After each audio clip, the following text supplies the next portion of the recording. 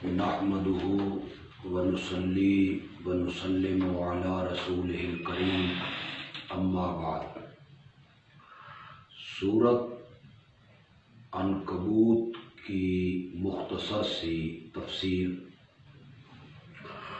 اور اجمالی خاکہ میں آج آپ کے سامنے بیان کروں گا، لیکن سب سے پہلے سورۃ عنکبوت کا اپنے سے پہلی سورت قصص کے ساتھ جو ربط اور تعلق ہے میں اسے آپ کے سامنے رکھنا چاہوں گا۔ سورۃ قصص میں بیان ہوا کہ حضرت موسیٰ علیہ السلام کے واقعات اور ان کے پورے قصے سے یہ بات واضح ہوتی تھی کہ انہوں نے اللہ کی توحید کے لیے اور اللہ کی ربوبیت کے منوانے کے لیے کتنے دکھ اور کتنے مصائب برداشت کیے تھے۔ اب کہا جائے گا کہ غیر اللہ کو برکات دہندہ اور انہیں حاجت روا اور مشکل کشا سمجھ کر پکارنا ایسے ہی بے سود ہے جس طرح مکڑی کا عنکبوت مکڑی کا جالا اور مکڑی کا کمزور گھر سردی گرمی بارش اور طوفان سے نہیں بچا سکتا۔ یہ اس کا نامی ربط تھا۔ معنوی ربط ان دونوں صورتوں کے درمیان یہ ہے کہ سورۃ فرقان میں یہ جو اللہ نے ایک نیا مضمون شروع فرمایا تھا کہ برکات دہندہ صرف اللہ کی ذات ہے، تبارک الذی نزل الفرقان علی عبدہ، سورۃ فرقان میں اللہ نے اس دعوے پر عقلی دلائل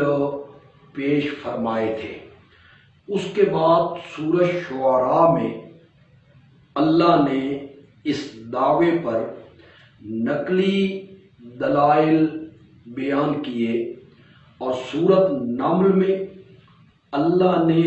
اس کی دو علتیں بیان کی کہ چونکہ عالم الغیب میں ہوں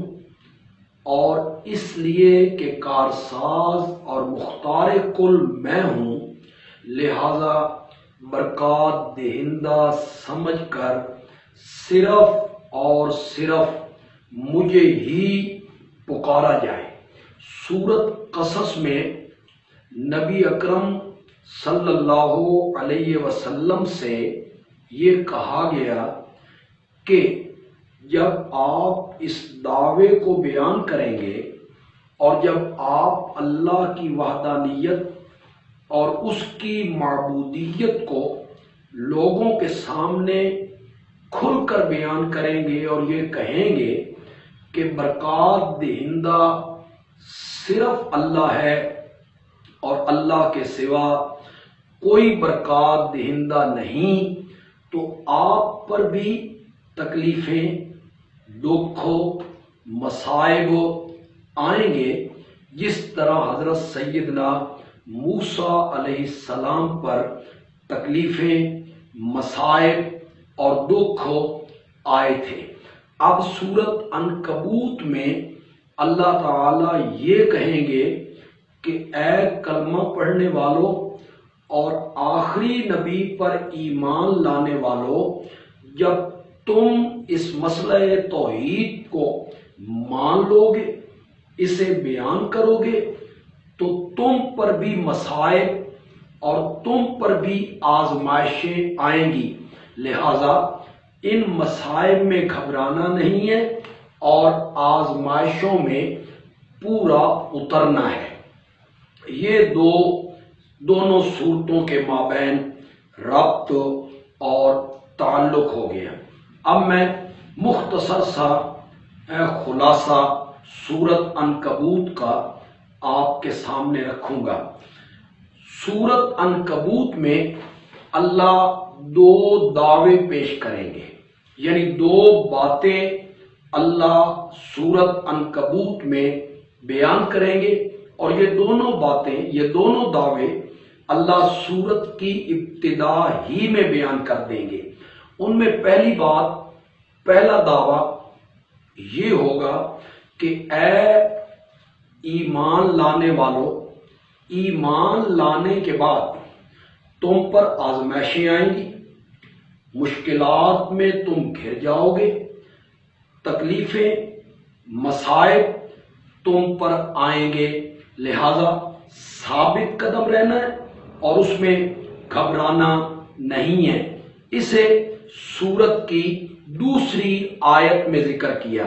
احسب الناس ان یترکوا ان یقولوا آمنا وہم لا یفتنون، کیا لوگ یہ سمجھتے ہیں کہ جب وہ ایمان کا اقرار کریں گے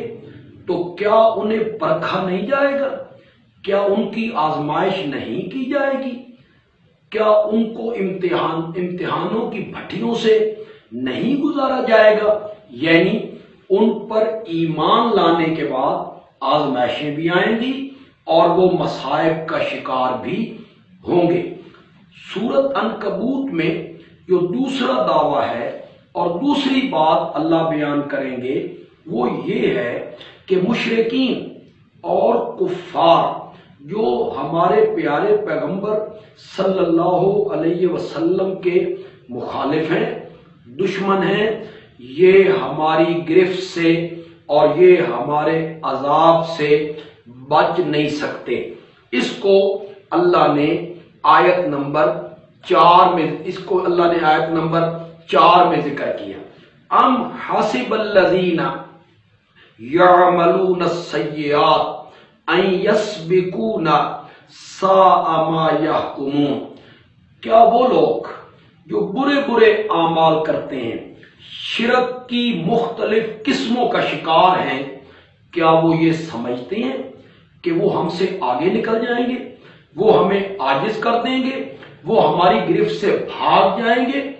کیا برا فیصلہ وہ کرتے ہیں تو وہ ہماری گرفت سے اور ہمارے عذاب سے وہ بھاگ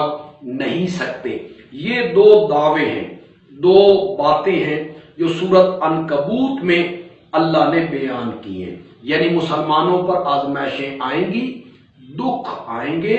مصیبتوں کا وہ شکار ہوں گے، اور دوسرا دعویٰ ہے کہ کفار، مشرکین، مسلمانوں کو تنگ کرنے والے لوگ ہماری گرفت اور ہمارے عذاب سے بھاگ نہیں سکتے، بچ نہیں سکتے۔ چنانچہ اس کے بعد اللہ 7 نبیوں کے قصے ذکر کریں گے جن کا تعلق ان دو دعووں کے ساتھ ہوگا۔ پہلے 3 نبیوں کے قصے، جس میں حضرت سیدنا نوح علیہ السلام اور جس میں حضرت سیدنا ابراہیم خلیل اللہ علیہ السلام اور جس میں حضرت سیدنا لوط علیہ السلام، یہ 3 انبیاء کے واقعات اور قصے اللہ بیان کریں گے، جس سے ثابت یہ کریں گے کہ جب بھی کوئی اللہ کا بندہ اور جب بھی اللہ کا نبی حق کی آواز لے کر اٹھا تو مصائب، دکھ، پریشانیاں، غم، آزمائشیں ان پر آتی رہیں۔ اور اس کے بعد 4 نبیوں کے قصے، جن میں حضرت سیدنا شعیب علیہ السلام اور حضرت سیدنا ہود علیہ السلام اور حضرت سیدنا صالح علیہ السلام اور حضرت سیدنا موسیٰ علیہ السلام، ان 4 نبیوں کے واقعات اور قصوں کو بیان کر کے اللہ یہ ثابت کریں گے کہ ان انبیاء کے جو مخالفین تھے وہ ہماری گرفت سے بچ نہیں سکے، وہ ہمارے عذاب سے بھاگ نہیں سکے، ہم نے ان کو پکڑا اور ہم نے ان پر عذاب مسلط کیا تھا۔ یہ 7 انبیاء کے واقعات بیان کر کے اللہ ان دونوں دعووں کو ثابت کریں گے۔ مرکزی دعویٰ جو ہے سورت کا وہ دعوی توحید ہے، اس کو اللہ نے آیت نمبر 41 میں بیان کیا۔ مثل الذین اتخذوا من دون اللہ اولیاء کمثل العنکبوت اتخذت بیتا وان اوحن البیوت لبیت العنکبوت لو کانوا یعلمون۔ ان لوگوں کی مثال جو اللہ کے سوا اوروں کو کارساز سمجھ رہے ہیں، اوروں کو حاجت روا سمجھ رہے ہیں، اوروں کو مشکل کشا سمجھ کے پکار رہے ہیں، ان کی مثال مکڑی کی طرح ہے جس نے ایک گھر بنایا اور تمام گھروں میں سب سے زیادہ کمزور اور بودا گھر جو ہوتا ہے وہ مکڑی کا گھر ہوتا ہے۔ کاش یہ مشرک اور کافر لوگ اس حقیقت کو سمجھ جاتے۔ اس مثال میں اللہ نے شرک کرنے والے کو، غیر اللہ کی پکار کرنے والے کو مکڑی سے تشبیہ دی ہے، اور جن کو وہ پکار رہا ہے، جن کو وہ مشکل کشا سمجھ رہا ہے، جن کو وہ حاجت روا سمجھ کے پکار رہا ہے، ان کو اللہ نے مکڑی کے جالے کے ساتھ مثال دی ہے کہ جس طرح وہ جالا کمزور ہے، سردی، گرمی، بارش، طوفان، ہواؤں سے بچا نہیں سکتا، اسی طرح ان کے معبود اور ان کے مشکل کشا بھی ان کے کچھ کام نہیں آ سکتے۔ مشرک کو مکڑی کے ساتھ اللہ نے یہاں مثال دی ہے، اور بڑی عجیب مثال ہے یہ۔ جتنے جاندار جانور پرندے گھر بناتے ہیں تو اس گھر اور گھونسلے کے لیے وہ جو سامان ہے وہ باہر سے فراہم کرتے ہیں، کوئی سیبا اٹھا کے لائے، کوئی ٹاکی اٹھا کے لائے، کوئی ٹہنی اٹھا کے لائے، اور انہوں نے ایک گھونسلہ سا بنایا۔ تو وہ جو گھر بناتے ہیں اس کا جو سامان ہے وہ باہر سے فراہم کرتے ہیں، لیکن مکڑی ایسا جاندار ہے جو گھر بنانے کے لیے باہر سے کوئی چیز فراہم وہ مکڑی نہیں کرتی، بلکہ وہ سب کچھ اپنے اندر سے نکالتی ہے۔ اس کے اندر کا لعاب ہوتا ہے، وہ لعاب نکال کے تاروں کی شکل میں وہ گھر بنا دیتی ہے۔ اللہ نے مشرک کو مکڑی کے ساتھ مثال دے کے یہ سمجھایا کہ ان کے جو عقائد ہیں اور ان کے جو شرکیہ نظریات ہیں، اس کے لیے ان کے پاس قرآن و حدیث سے، فقہ حنفی سے ان کے پاس کوئی دلیل موجود نہیں ہے، بلکہ یہ سارے کا سارا شرکیہ عقیدہ اور ساری کی ساری بدعات ان کے اندر سے نکلی ہیں، جس طرح مکڑی اندر سے لعاب نکالتی ہے اور گھر بنا دیتی ہے۔ پھر وہ آپ نے کبھی دیکھا کہ مکڑی اس جالے میں، گھر میں گھات لگا کے بیٹھ جاتی ہے، کوئی مکھی جب اس کے قریب آتی ہے تو وہ مکھی پر حملہ آور ہوتی ہے، پھر وہ مکھی کے پر نہیں توڑتی، اس کے ٹانگیں نہیں توڑتی، بلکہ مکڑی یہ کرتی ہے کہ اس کے منہ کے ساتھ منہ لگا کے اس کا خون چوس لیتی ہے۔ آپ نے ان جالوں میں مکھی کے پنجر اکثر دیکھے ہوں گے۔ اسی طرح یہ جو مشرکین ہیں اور ان کے علماء ہیں، یہ اپنے پاس آنے والے مریدوں کی نمازوں پر، زکوٰۃ پر،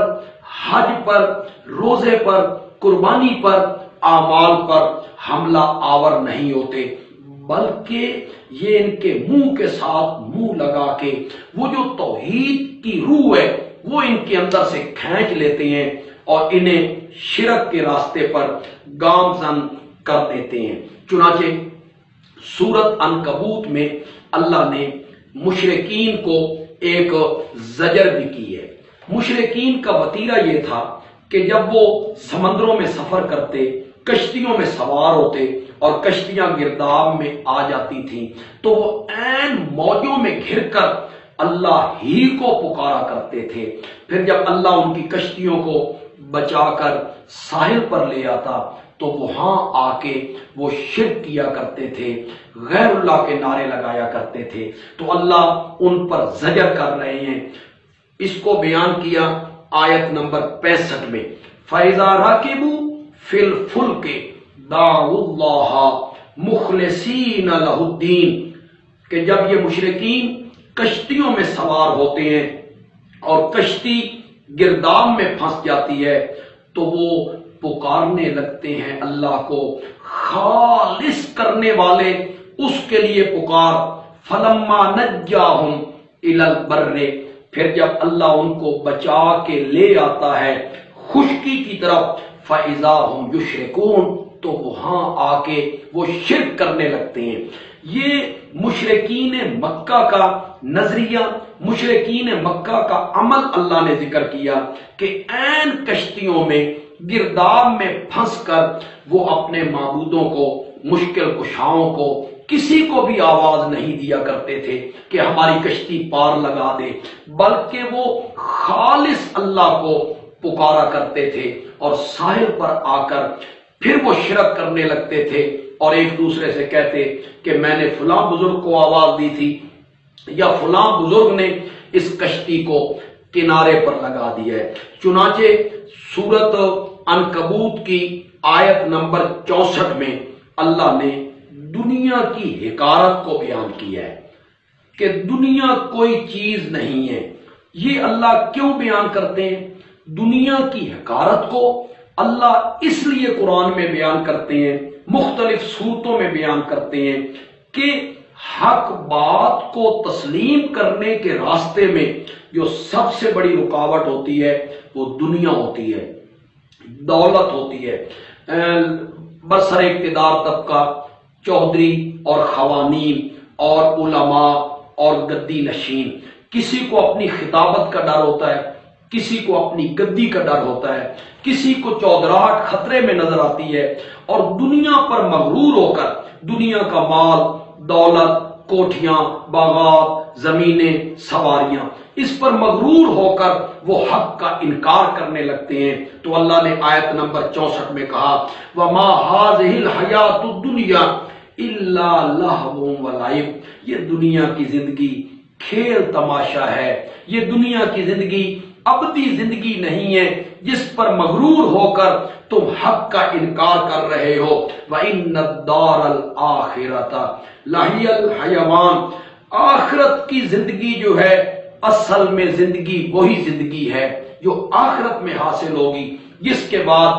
موت کا کوئی ڈر کسی کو نہیں ہوگا۔ لَوْ كَانُوا يَعْلَمُونَ، کاش کہ یہ انکار کرنے والے اس حقیقت کو جانتے ہوتے تو پھر دنیا پر مغرور ہو کر اور اپنے مال پر مغرور ہو کر یہ حق کا انکار کبھی نہ کرتے۔ وَمَا عَلَيْنَا إِلَّا الْبَلَاغُ الْمُبِينُ۔